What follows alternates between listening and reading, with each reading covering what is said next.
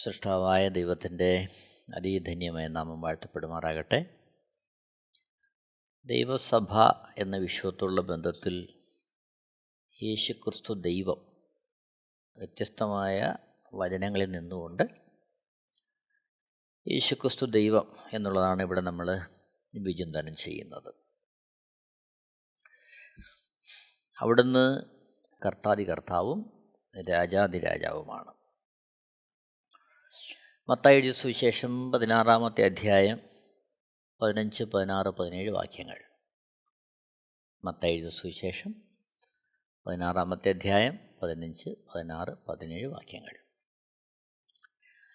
നിങ്ങളോ എന്നെ ആരെന്ന് പറയുന്നു എന്ന് അവൻ ചോദിച്ചതിന് ശിമോൻ പത്രോസ്,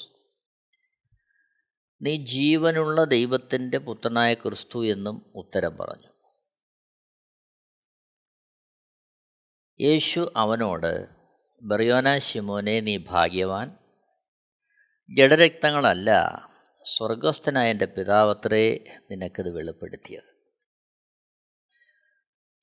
യേശുക്രിസ്തു ആരാണ് എന്ന ചോദ്യത്തിൻ്റെ മുമ്പാകെ പത്രോസ് മറുപടി പറയുന്നു, അവിടുന്ന് ജീവനുള്ള ദൈവത്തിൻ്റെ പുത്രനാണ്, അതായത് സാക്ഷാൽ ദൈവമാണ്.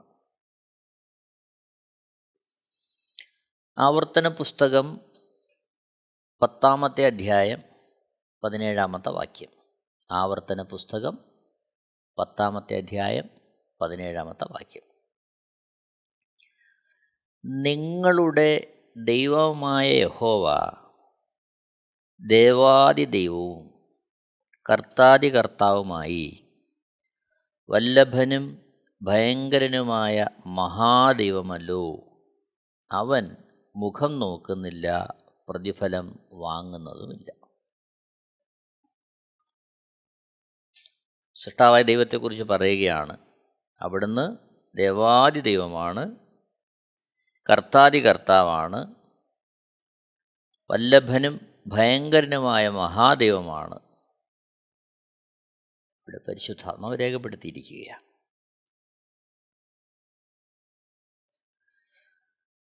സങ്കീർത്തനങ്ങൾ 136 1-ാമത്തെ വാക്യം. സങ്കീർത്തനങ്ങൾ 136-1. യഹോവയ്ക്ക് സ്തോത്രം ചെയ്യുവിൻ, അവൻ നല്ലവനല്ലോ, അവൻ്റെ ദയ എന്നേക്കുമുള്ളത്. രണ്ടുമുള്ള വാക്യങ്ങൾ. ദൈവത്തിന് സ്തോത്രം ചെയ്യുവിൻ, അവൻ്റെ ദയ എന്നേക്കുമുള്ളത്. കർത്താവിന് സ്തോത്രം ചെയ്യുവിൻ, അവൻ്റെ ദയ എന്നേക്കുമുള്ളത്. ഏകനായി മഹാത്ഭുതങ്ങളെ പ്രവർത്തിക്കുന്നവന് അവൻ്റെ ദയ എന്നേക്കുമുള്ളത്. ഇവിടെ യഹോവയായ ദൈവത്തെക്കുറിച്ച് പറയുന്നു. അവിടുന്ന് ദൈവമാണ്, കർത്താവാണ്, ഏകനായി മഹാത്ഭുതങ്ങളെ ചെയ്യുന്നവനാണ്. ദാനിയേൽ പ്രവചനം 2-ാമത്തെ അധ്യായം 47-ാമത്തെ വാക്യം. ദാനിയേൽ പ്രവചനം 2-ാമത്തെ അധ്യായം 47-ാമത്തെ വാക്യം. രാജാവ് ദാനിയേലിനോട്, നീ ഈ രഹസ്യം വെളിപ്പെടുത്തുവാൻ പ്രാപ്തനായതുകൊണ്ട് നിങ്ങളുടെ ദൈവം ദൈവാദിദൈവവും രാജാദി കർത്താവും രഹസ്യങ്ങളെ വെളിപ്പെടുത്തുന്നവനും ആകുന്നു സത്യം എന്ന് കൽപ്പിച്ചു. ദാനിയേലിനോട് രാജാവ് പറയുകയാണ്, ദാനിയേലിൻ്റെ ദൈവം ദൈവാദിദൈവമാണ്, രാജാദി കർത്താവാണ്, രഹസ്യങ്ങളെ വെളിപ്പെടുത്തുവാൻ അവിടുന്ന് പ്രാപ്തനാണ്.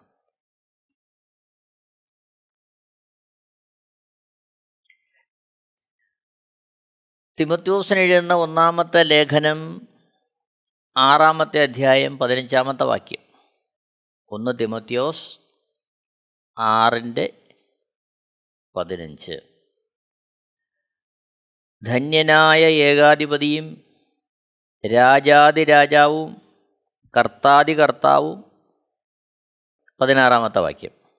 താൻ മാത്രം അമർത്യതയുള്ളവനും അടുത്തുകൂടാത്ത വെളിച്ചത്തിൽ വസിക്കുന്നവനും മനുഷ്യർ ആരും കാണാത്തവനും കാൺമാൻ കഴിയാത്തവനുമായവൻ തക്ക സമയത്ത് ആ പ്രത്യക്ഷത വരുത്തും. അവന് ബഹുമാനവും നിത്യബലവും ഉണ്ടാകട്ടെ. ആമേൻ. ഇവിടെ ഭക്തനായ പൗലോസ് ദൈവത്തെക്കുറിച്ച് രേഖപ്പെടുത്തുന്നു. ധന്യനായ ഏകാധിപതി, രാജാതിരാജാവ്, കർത്താതികർത്താവ്, അമർത്യതയുള്ളവൻ, അടുത്തുകൂടാത്ത വെളിച്ചത്തിൽ വസിക്കുന്നവൻ.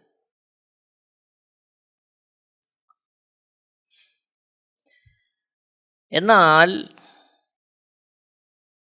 യേശുക്രിസ്തുവിനെക്കുറിച്ചും ഇതേ വിശേഷണം പരിശുദ്ധാത്മാവ് രേഖപ്പെടുത്തുന്നതായിട്ട് നമുക്ക് കാണാൻ കഴിയും.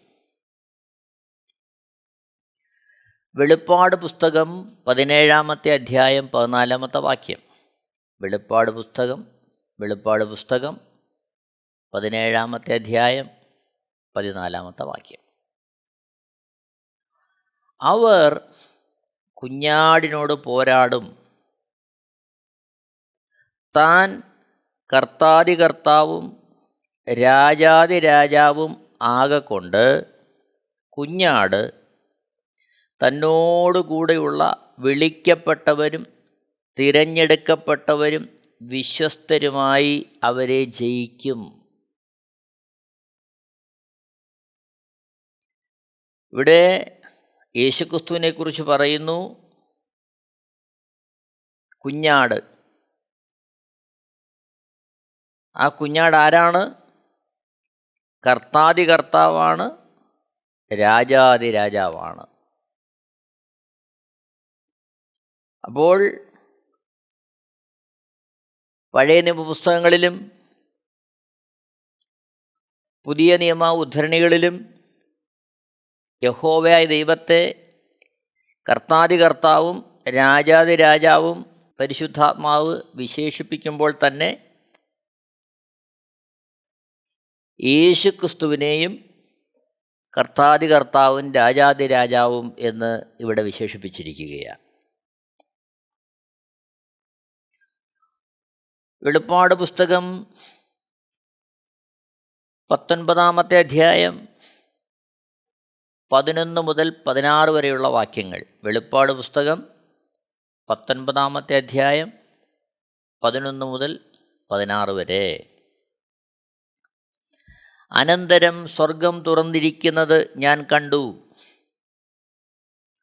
ഒരു വെള്ളക്കുതിര പ്രത്യക്ഷമായി. അതിന്മേൽ ഇരിക്കുന്നവന് വിശ്വസ്തനും സത്യവാനും എന്ന പേർ. അവൻ നീതിയോടെ വിധിക്കുകയും പോരാടുകയും ചെയ്യുന്നു. 12 വാക്യങ്ങൾ. അവൻ്റെ കണ്ണ് അഗ്നിജ്വാല, തലയിൽ അനേകം രാജമുടികൾ, എഴുതിയിട്ടുള്ള ഒരു നാമവും അവനുണ്ട്. അത് അവനല്ലാതെ ആർക്കും അറിഞ്ഞുകൂടാ. അവൻ രക്തം തളിച്ച ഉടുപ്പ് ധരിച്ചിരിക്കുന്നു. അവന് ദൈവവചനം എന്ന് പേർ. 14 വാക്യങ്ങൾ.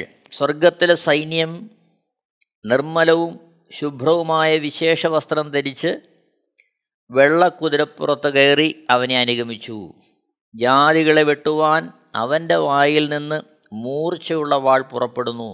അവൻ ഇരുമ്പുകോൽ കൊണ്ട് അവരെ മേയിക്കും.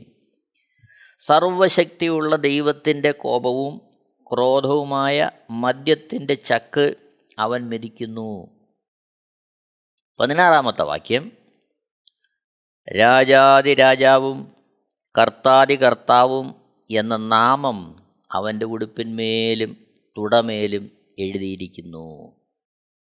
ധാരാണ് സാക്ഷാൽ ദൈവവചനമായ യേശുക്രിസ്തു.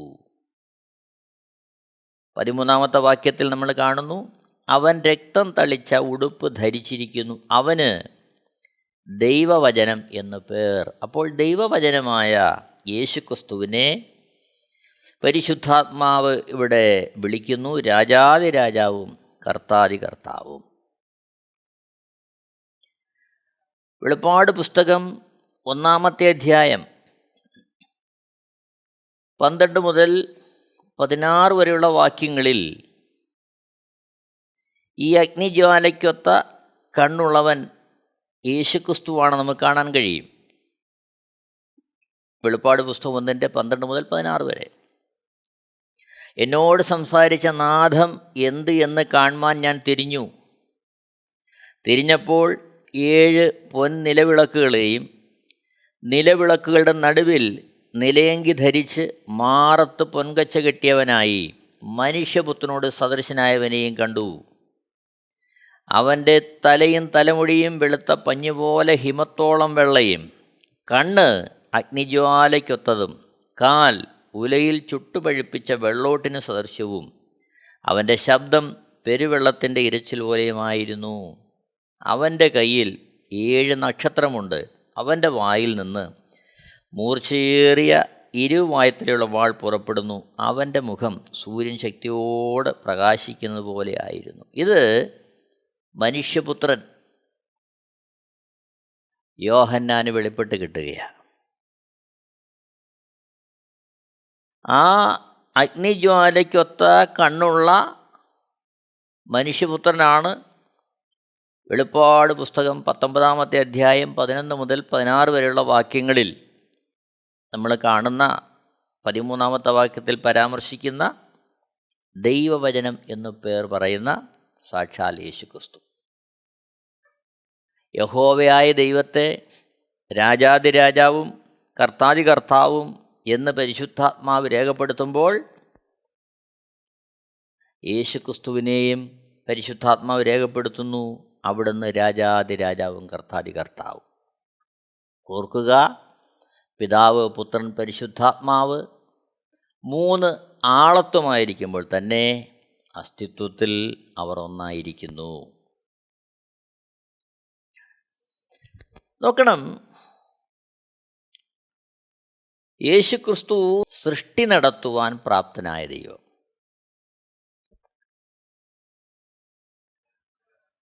ഉൽപ്പത്തി പുസ്തകം 1-ാമത്തെ അധ്യായം 1-ാമത്തെ വാക്യം, ആദിയിൽ ദൈവം ആകാശവും ഭൂമിയും സൃഷ്ടിച്ചു. സൃഷ്ടിപ്പിനുള്ള ബന്ധത്തിലുള്ള വിവരണമാണ്. ഉൽപ്പത്തി 1-ന്റെ 2, ഭൂമി പാഴായും ശൂന്യമായും ഇരുന്നു, ആഴത്തിന്മീതെ ഇരുൾ ഉണ്ടായിരുന്നു, ദൈവത്തിൻ്റെ ആത്മാവ് വെള്ളത്തിന്മീതെ പരിവർത്തിച്ചു കൊണ്ടിരുന്നു. പരിശുദ്ധാത്മാവിൻ്റെ ഇടപെടൽ കാണുകയാണ് അവിടെ. നോക്കണം, ഉൽപ്പത്തി പുസ്തകം 1-ാമത്തെ അധ്യായം 26-ാമത്തെ വാക്യത്തിലേക്ക് വരുമ്പോൾ, അനന്തരം നാം നമ്മുടെ സ്വരൂപത്തിൽ നമ്മുടെ സാദൃശ്യപ്രകാരം മനുഷ്യനെ ഉണ്ടാക്കുക. അവർ സമുദ്രത്തിലുള്ള മത്സ്യത്തിന്മേലും ആകാശത്തിലുള്ള പറവജാതിയിന്മേലും മൃഗങ്ങളിന്മേലും സർവ്വഭൂമിയിന്മേലും ഭൂമിയിൽ ഇഴയുന്ന എല്ലാ ഇഴജാതിയിന്മേലും വാഴട്ടെ എന്ന് കൽപ്പിച്ചു. ഇവിടെ ദൈവം പറയുന്നു, അനന്തരം ദൈവം നാം നമ്മുടെ സ്വരൂപത്തിൽ, ബഹുവചനത്തിൽ പറയുക. ഇത് ദൈവം ബഹുമാന പുരസ്കരം പറയുന്നതല്ല. ഉൽപ്പത്തി പുസ്തകം 3-ന്റെ 22 നമുക്കത് വ്യക്തമാകുന്നുണ്ട്. മനുഷ്യൻ നന്മതിന്മകളെക്കുറിച്ചുള്ള അറിവിൻ്റെ വൃക്ഷത്തിൻ്റെ ഫലം തിന്ന് ദൈവ തേജസ് നഷ്ടപ്പെട്ട് ദൈവത്തോട് അനുസരണക്കേട് കാണിച്ചായിരിക്കുമ്പോൾ, ഉൽപ്പത്തി 3-ന്റെ 22 യഹോവയായ ദൈവം മനുഷ്യൻ നന്മ തിന്മകളെ അറിയുവാൻ തക്കവണ്ണം നമ്മിൽ ഒരുത്തനെപ്പോലെ ആയിത്തീർന്നിരിക്കുന്നു. ഇപ്പോൾ അവൻ കൈനീട്ടി ജീവവൃക്ഷത്തിൻ്റെ ഫലം കൂടെ പറിച്ചു തിന്ന് എന്നേക്കും ജീവിപ്പാൻ സംഗതി വരരുത് എന്ന് കൽപ്പിച്ചു. ഇവിടെ യഹോവയായ ദൈവം മനുഷ്യൻ നന്മതിന്മകളെ അറിവാൻ തക്കവണ്ണം നമ്മിലൊരുത്തനെ പോലെ വ്യക്തമായിട്ട് രേഖപ്പെടുത്തുക. നമ്മിലൊരുത്തൻ, ബഹുവചനം, ഒന്നിലധികം ആളുകൾ. ഉൽപ്പത്തി 1-2 വാക്യങ്ങളിൽ നമ്മൾ കണ്ടു ദൈവം, പരിശുദ്ധാത്മാവ്. അപ്പോൾ ഈ സൃഷ്ടിപ്പിലുള്ള നമ്മിൽ എന്ന് പറയുന്ന ബഹുവചനത്തിൽ സാക്ഷാൽ യേശുക്രിസ്തുവും വരുന്നുണ്ട്. യോഹന്നാൻ 1-ാമത്തെ അധ്യായം 1 മുതൽ 3 വരെയുള്ള വാക്യങ്ങൾ. യോഹന്നാൻ 1:1 മുതൽ. ആദിയിൽ വചനമുണ്ടായിരുന്നു, വചനം ദൈവത്തോടു കൂടെയായിരുന്നു, വചനം ദൈവമായിരുന്നു. അവൻ ആദിയിൽ ദൈവത്തോടു കൂടെയായിരുന്നു. 3-ാമത്തെ വാക്യം, സകലവും അവൻ മുഖാന്തരമുളവായി, ഉളവായതൊന്നും അവനെ കൂടാതെ ഉളവായതല്ല. ഇവിടെ വചനം സാക്ഷാൽ യേശുക്രിസ്തു. ആദിയിൽ യേശുക്രിസ്തു ഉണ്ടായിരുന്നു. ആ യേശുക്രിസ്തു ദൈവത്തോട് കൂടെയായിരുന്നു. യേശുക്രിസ്തു ദൈവമായിരുന്നു. യേശുക്രിസ്തു ആദിയിൽ ദൈവത്തോടു കൂടെയായിരുന്നു. സകലവും യേശുക്രിസ്തു മുഖാന്തരം ഉളവായി, ഉളവായതൊന്നും യേശുക്രിസ്തുവിനെ കൂടാതെ ഉളവായതല്ല. അപ്പോൾ ഉൽപ്പത്തി പുസ്തകം 3-ാമത്തെ അധ്യായം 22-ാമത്തെ വാക്യത്തിൽ പറയുന്ന നമ്മിൽ ഒരുത്തൻ, ആ നാം എന്ന് പറയുന്നതിൽ പിതാവായ ദൈവം, പുത്രനായ യേശുക്രിസ്തു, പരിശുദ്ധാത്മാവാകുന്ന ദൈവം, ഈ 3 വ്യക്തിത്വങ്ങളും ആളത്വങ്ങളും ഒരേപോലെ സൃഷ്ടിയുടെ ബന്ധത്തിൽ ചേർന്ന് വരുന്നു. എന്നാൽ ഓർക്കുക, അസ്തിത്വത്തിൽ ഒന്നാണ്. കൊലോസ്യ ലേഖനം 1-ാമത്തെ അധ്യായം 15 മുതൽ 18 വരെയുള്ള വാക്യങ്ങൾ. കൊലോസ്യ ലേഖനം 1-ാമത്തെ അധ്യായം 15 മുതൽ 18 വരെ. അവൻ അദൃശ്യനായ ദൈവത്തിൻ്റെ പ്രതിമയും സർവ സൃഷ്ടിക്കും ആദ്യജാതനുമാകുന്നു. സ്വർഗത്തിലുള്ളതും ഭൂമിയിലുള്ളതും ദൃശ്യമായതും അദൃശ്യമായതും, സിംഹാസനങ്ങളാകട്ടെ, കർത്തൃത്വങ്ങളാകട്ടെ, വാഴ്ചകളാകട്ടെ, അധികാരങ്ങളാകട്ടെ, സകലവും അവൻ മുഖാന്തരം സൃഷ്ടിക്കപ്പെട്ടു. 17-18 വാക്യങ്ങൾ.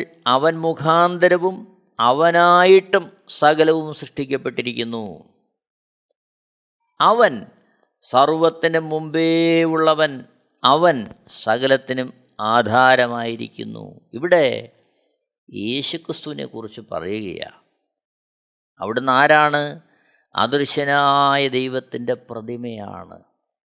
ദൈവത്തിൻ്റെ അതേ രൂപം, ദൈവസാദൃശ്യം, ദൈവത്തിലെ ഏകത്വം, അസ്തിത്വത്തിലൊന്ന്. അവിടുന്ന് സർവ്വ സൃഷ്ടിക്കും ആദ്യജാതനാണ്. അവിടുന്ന് മുഖാന്തരമാണ് സകലവും സൃഷ്ടിക്കപ്പെട്ടിരിക്കുന്നത്. അവിടുത്തേക്കായിട്ടാണ് സകലവും സൃഷ്ടിക്കപ്പെട്ടത്. എല്ലാത്തിൻ്റെയും ആധാരം യേശുക്രിസ്തുവിനോട് രേഖപ്പെടുത്തിയിരിക്കുക. അവൻ സകലത്തിനും ആധാരമായിരിക്കുന്നു. ഓർക്കുക, സൃഷ്ടിക്കുവാൻ പ്രാപ്തനായവൻ. എബ്രായ ലേഖനം 1-ാമത്തെ അധ്യായം 1 മുതൽ 4 വരെയുള്ള വാക്യങ്ങൾ. എബ്രായ ലേഖനം 1-ാമത്തെ അധ്യായം 1 മുതൽ 4 വരെയുള്ള വാക്യങ്ങൾ.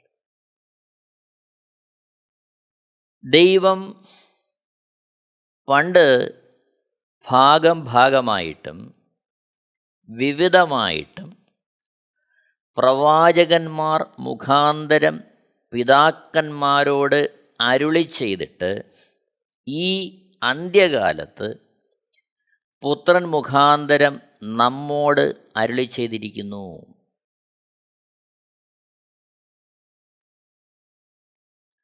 അവനെ താൻ സകലത്തിനും അവകാശിയാക്കി വെച്ചു. അവൻ മുഖാന്തരം ലോകത്തെയും ഉണ്ടാക്കി. അവൻ അവൻ്റെ തേജസ്സിൻ്റെ പ്രഭയും തത്വത്തിൻ്റെ മുദ്രയും സകലത്തെയും തൻ്റെ ശക്തിയുള്ള വചനത്താൽ വഹിക്കുന്നവനും ആകെക്കൊണ്ട് പാപങ്ങൾക്ക് പരിഹാരം ഉണ്ടാക്കിയ ശേഷം ഉയരത്തിൽ മഹിമയുടെ വലത്തുഭാഗത്ത് ഇരിക്കുകയും അവൻ ദൈവദൂതന്മാരേക്കാൾ വിശിഷ്ടമായ നാമത്തിന് അവകാശിയായതിനൊത്തവണ്ണം അവരേക്കാൾ ശ്രേഷ്ഠനായിത്തീരുകയും ചെയ്തു. ഇവിടെ യേശുക്രിസ്തുവിൻ്റെ അപ്രമേയത്വത്തെക്കുറിച്ച് പരിശുദ്ധാത്മാവ് വിവരിക്കുകയാണ്. നോക്കണം, പുത്രൻ ആരാണ്? സകലത്തിനും അവകാശിയാണ് യേശുക്രിസ്തു. യേശുക്രിസ്തു മുഖാന്തരമാണ് ലോകത്തെ ഉണ്ടാക്കിയത്. സൃഷ്ടി മുഴുവൻ യേശുക്രിസ്തു മുഖാന്തരമാണ്. അവിടുന്ന് ആരാണ്?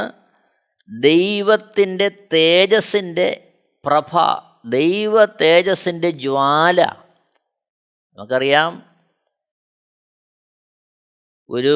ഏതൊരു വസ്തുവും കാണുന്നത് അതിൻ്റെ തേജസ് നിമിത്തമാണ്, അതിൽ നിന്ന് പുറപ്പെടുന്ന പ്രകാശ നിമിത്തമാണ്.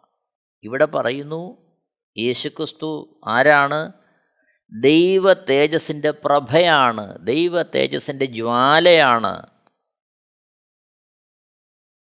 അതുകൊണ്ടാണ് ദൈവത്തെ കാണാൻ ആഗ്രഹിക്കുന്നവർ യേശുക്രിസ്തുവിനെ കണ്ടെത്തുന്നത്. ദൈവത്തിൻ്റെ പ്രഭ, ദൈവത്തിൻ്റെ തേജസ്, ദൈവത്തിൻ്റെ ആ ജ്വാല യേശുക്രിസ്തുവാണ്. ദൈവത്തിൻ്റെ തത്വത്തിൻ്റെ മുദ്ര യേശുക്രിസ്തുവാണ്. ദൈവത്തിൻ്റെ തത്വം, അതായത് ദൈവത്തിൻ്റെ ആ വ്യക്തിത്വം, ദൈവത്തിൻ്റെ ആ സ്വഭാവ സവിശേഷതകൾ,